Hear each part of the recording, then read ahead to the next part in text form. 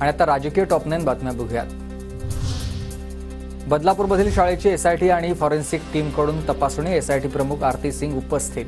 तर अत्याचाराच्या घटनेनंतर शाळेत सीसीटीव्ही बसवण्याची प्रशासनाला उपरती।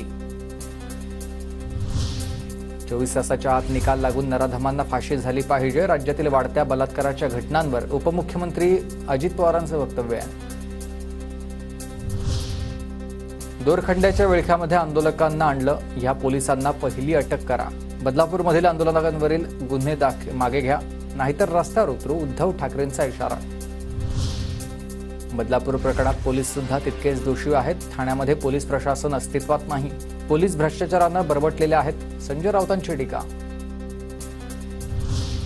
मुख्यमंत्री उपमुख्यमंत्र्यांची वर्षावर 2 तास बैठक। महिलांवरील अत्याचार वाढलेत, आगामी विधानसभा निवडणुका आणि महाविकास आघाडीच्या महाराष्ट्र बंदच्या मुद्द्यावर चर्चा। सूत्रांची माहिती।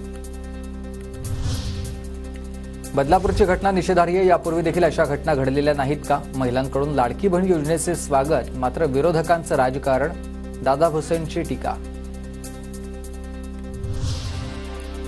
विधानसभेसाठी भाजप आणि संघाकडून आणखी 2 सर्वेक्षण होणार। या सर्व्हेवर आता अनेक आमदारांच्या उमेदवारीचं भविष्य अवलंबून।